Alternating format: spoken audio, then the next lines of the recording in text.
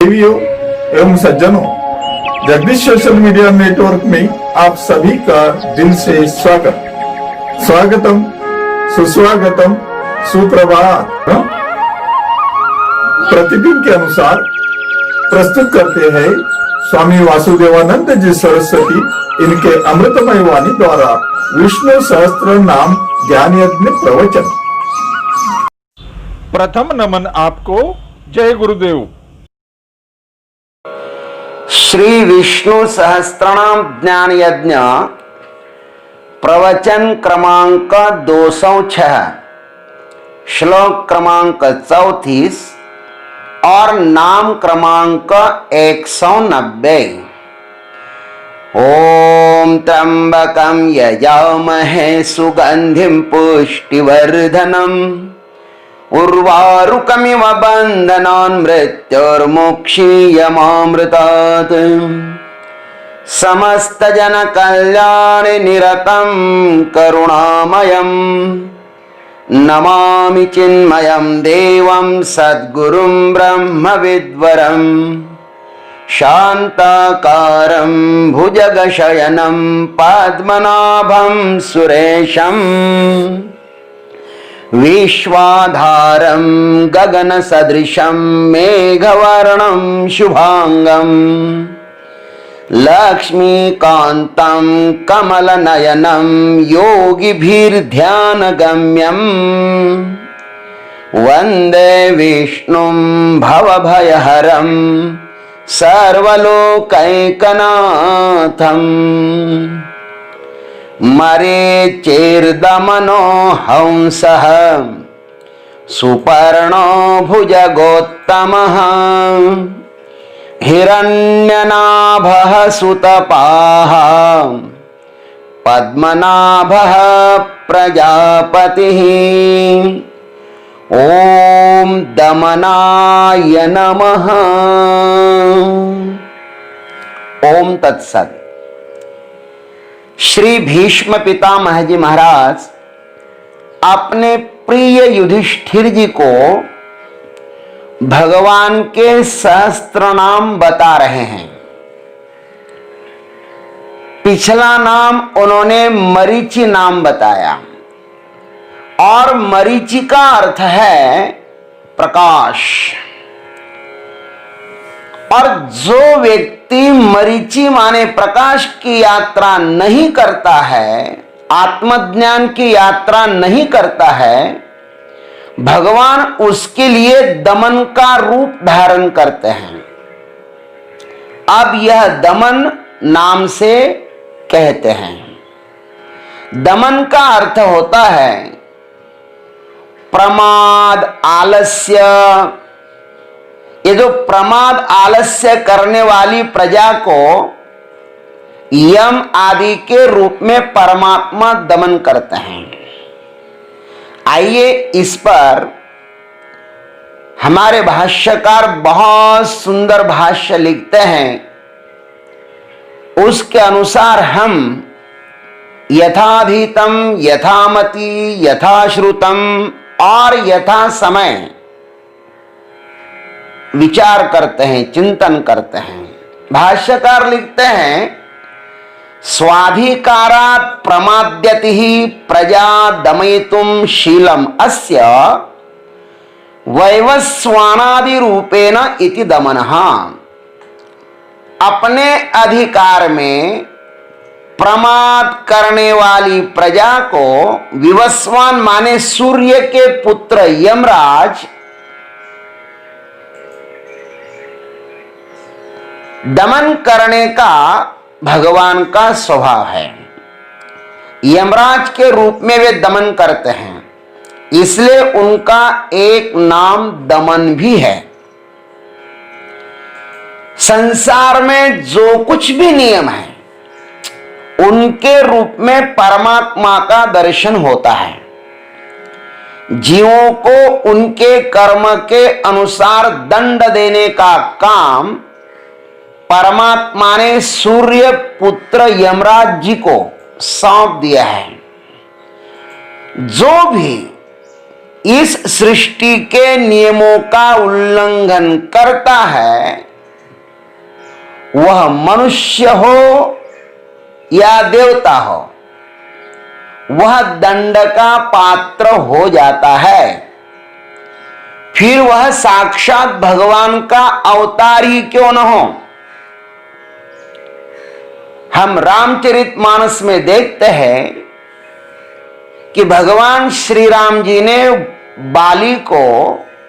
बाली नामक वानर को छुप करके बाण मारा था, तो उसका परिणाम यह हुआ कि द्वापर युग में भगवान श्री कृष्ण को एक व्याध ने छुप करके बाण मारा था।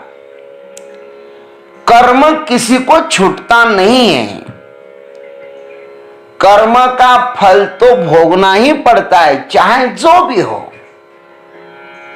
इसलिए तो श्रुति ने कहा, भीषास्माद् वातः पवते भीषो देति सूर्यः भीषादस्मादग्निश्चेन्द्रश्च मृत्युर्धावति पंचमः।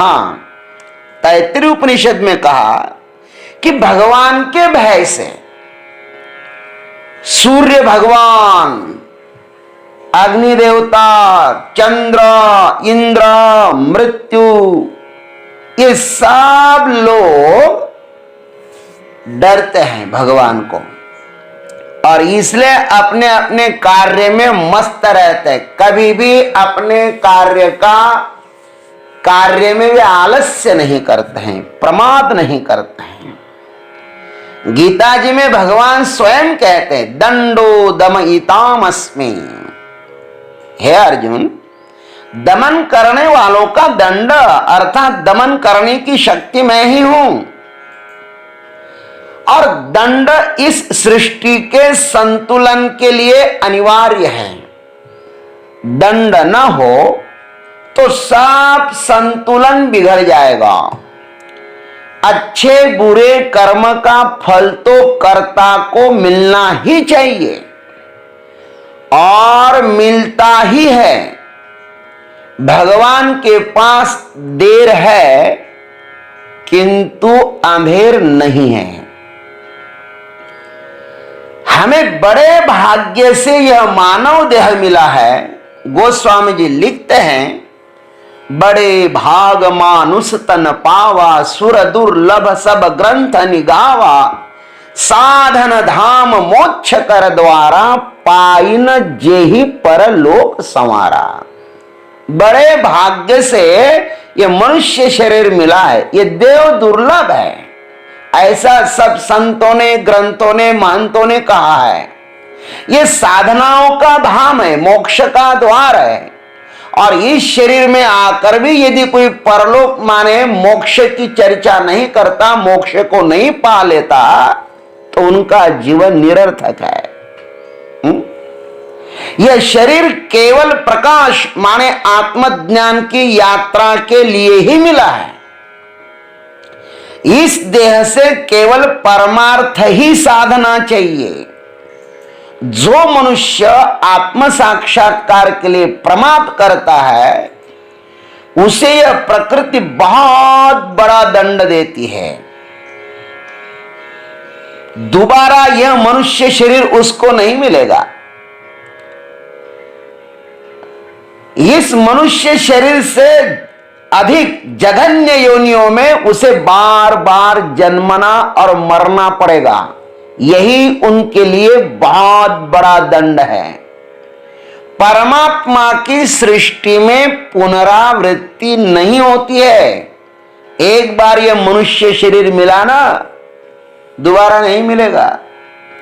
यह मानव देह हमें बहुत प्रतीक्षा के अनंतर मिला है, लेकिन पता नहीं मनुष्य क्यों भूल गया है अपने परम हित को। यह दुर्दैवी मनुष्य अपने परमात्मा रूपी परम लक्ष्य को छोड़कर उसी काम में अधिक रस लेता है जो पशु पक्षी भी करते हैं। इसलिए 60 या 70 वर्ष तक ही जीना है तो बहुत ही सावधानी पूर्वक जियो, नियोजन पूर्वक जियो। हम धन पद प्रतिष्ठा पाने का बड़ा ही अच्छी तरह से नियोजन करते हैं, किंतु अपने इस मूल्यवान जीवन का कुछ भी नियोजन हम नहीं करते हैं। हमारा जीवन अस्त व्यस्त पड़ा हुआ है, हमारा जीवन हर क्षण मौत के मुंह में जा रहा है, किंतु हम हरकतें वैसे ही करते हैं जैसे कोई 5 साल का बालक करता हो। यदि अपने जीवन में किसी का भला नहीं कर सकते हो तो मत करना, किंतु कम से कम किसी का बुरा तो नहीं करना चाहिए, क्योंकि बुरे कर्म का फल शास्त्रों में बहुत ही भयानक बताया गया है। चाहे जो हो जाए, किंतु कर्म अपने कर्ता को कभी भी नहीं छोड़ता। महाभारत में स्पष्ट लिखा है, यथा ही गो सहस्रेषु वत्सो विंदति मातरम तथा पूर्वकृतम कर्म कर्तारम अनुविंदति। जैसे गाय का बछड़ा हजारों गौओं में छिपी हुई अपनी मां को ढूंढ ही लेता है, वैसे ही पूर्व जन्मकृत कर्म अपने कर्ता को ढूंढ ही लेता है, अर्थात कर्ता को कर्म फल अवश्य ही मिलता है। इसलिए कर्म फल के लिए निश्चिंत रहना है, वह यथा समय मिल ही जाता है। सबको मिला है, हमको ही मिलेगा, और तब तक मिलेगा जब तक हमें आत्म साक्षात्कार नहीं होता है।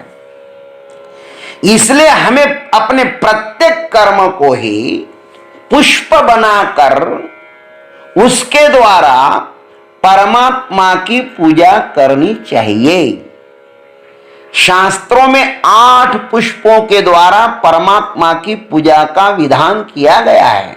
वे कौन से है 8 पुष्प? अहिंसा प्रथमं पुष्पम, पुष्पम इंद्रिय निग्रह, सर्वभूत दया पुष्पम, क्षमा पुष्पम विशेषतः, ध्यानम पुष्पम, तपः पुष्पम, ज्ञानम पुष्पम तथैव च, सत्यमष्टविधं पुष्पम, विष्णोः प्रीतिकरं भवेत्। अहिंसा ये प्रथम पुष्प है, इंद्रियों का निग्रह पुष्प है, सर्वभूत दया ये पुष्प है, क्षमा पुष्प है, ध्यान पुष्प है, तप पुष्प है, ज्ञान पुष्प है, और सत्याचरण भी एक पुष्प है। इन पुष्पों के द्वारा भगवान की अर्चना करो। भगवान को बहुत प्रिय है इस प्रकार की अर्चना। यह 8 पुष्प भगवान के श्री चरणों पर हमें सदैव समर्पित करते रहना चाहिए। इन पूजा से ही भगवान प्रसन्न होते हैं और इनसे अंतःकरण शुद्ध होकर जीव ब्रह्म ज्ञान का अधिकारी बन जाता है। श्रीमद् शंकराचार्य जी ने स्पष्ट कहा है कि कर्म तो चित्त शुद्धि के लिए ही होता है, तत्व दृष्टि के लिए नहीं। वस्तु सिद्धि तो विचार से ही होती है, करोड़ों कर्मों से भी वस्तु की सिद्धि नहीं होती। जन्मांध मनुष्य कितनी ही चाहे, देखो जो जन्मांध होता है ना, वो सूरज को देखना चाहे तो क्या वह देख पाएगा? वो कितना ही कहे मुझको सूरज को देखना है, वह देख पाएगा क्या? वैसे ही परमात्मा कर्म से नहीं, ब्रह्म विद्या से ही देखा जाता है। परमात्मा को देखने की ब्रह्म विद्या आंख है, इसलिए अपनी आंखों को कभी भी मलिन न होने देना।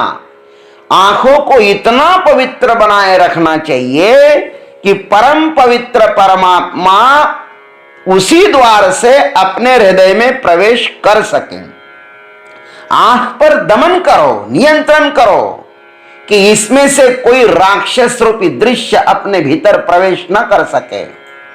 जो इस आंख और कान पर नियंत्रण करता है, इन्हें परम पवित्र बनाता है, उसके भीतर यह दमन नामक परमात्मा प्रवेश करता है।